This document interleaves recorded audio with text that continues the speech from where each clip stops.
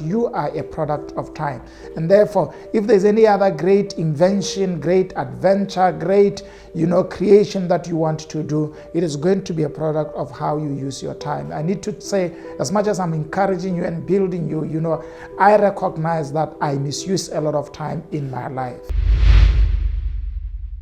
Documenting things and having clarity in terms of short-term goals and long-term goals helps, at least in the areas where you have control.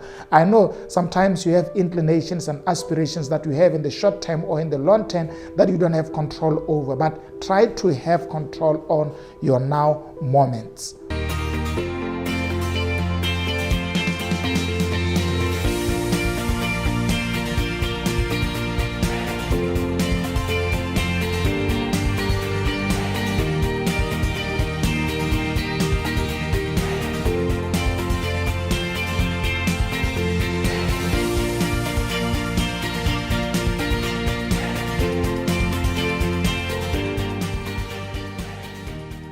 Hello and welcome to Expansion Revolution Nuggets. Thank you so much for joining me today. I'm excited to continue this discussion on redeeming the time. We are dealing with some of the basic principles you need to employ if you are to redeem your time. And I've defined that redeeming the time means we need to use our time to the most of our benefit. One of the greatest things that you can experience in this life is when you maximize time for your own advantage, when you use time selfishly so that you are the one who is benefiting the most out of it. I think sometimes we spend much more of our time thinking about how other people are thinking about us and how to impress other people rather than using our time to be who we are and to create value out of it. So today I want to look at principle number 4, which deals with redeeming the time. It is the argument that we are all product of time.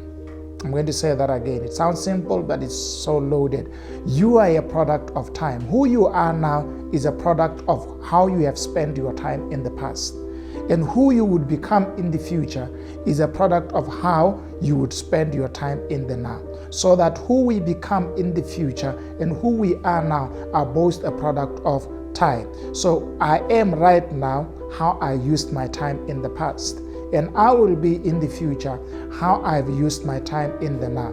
This is what it means. And sometimes other people have argued that the only time we have is the now time, meaning you have the past time in your memory as the time that you've used in your past, and you have the now time as the time that you have control over, and you can choose on how to use it to your advantage. And you have the future time as the time that lies in your mind, in characterized of your aspiration and things that you want to do.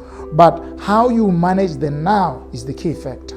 So today I want to argue that you are a product of time. And therefore, if there's any other great invention, great adventure, great, creation that you want to do, it is going to be a product of how you use your time. I need to say, as much as I'm encouraging you and building you, I recognize that I misuse a lot of time in my life. And that's just blunt truth. I can do a lot, I can become more, but I think I am mismanaging some aspect of my time, and that makes me not to become as efficient as I have to be. And in this series, I want to share practical skills of how we can improve our time. And one of them is we need to develop short-term goals. What we want to do in the short term and what we want to do in the long term. Now, your short plans would be things that you want to quickly do that can give you a mileage in your life at a personal level, in your work, at your personal level, in your family. There have to be some short plans, like what can I do this week that can make my week better?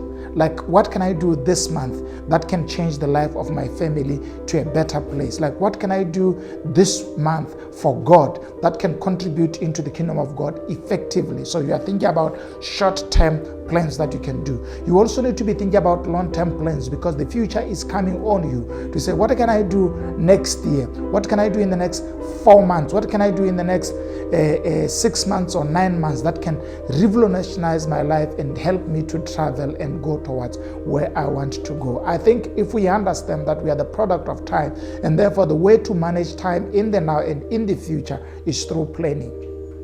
Now, I always emphasize planning that is documented because it helps you to reflect. And I can share with you blunt truth about myself, because I recognize the more I don't document some of my plans, the more I become weak in implementation. And the more I document things, the more I become much more effective in the implementation. I can tell you, when I have a better plan and it's more clear, I can implement it easily. And sometimes I have days where I become too lazy. Even when I have a documented plan, I need to acknowledge that sometimes I'm too lazy to work on it. But then when the following day comes and I have my energy back, then I can run with that plan because I have clarity on them and implement what I missed the previous day or the previous week. So documenting things and having clarity in terms of short-term goals and long-term goals helps, at least in the areas where you have control.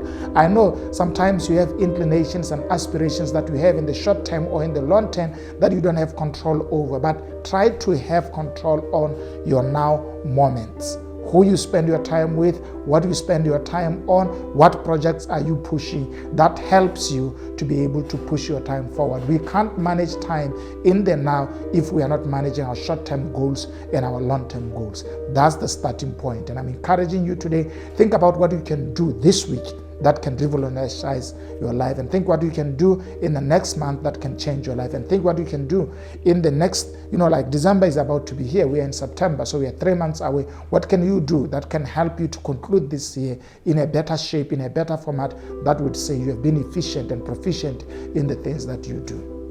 Please, let's share this video and help people, especially because now we are in the time of COVID. Most people have folded up their arms and they are not doing anything to improve their lives. And in the meantime, they are losing time and energy.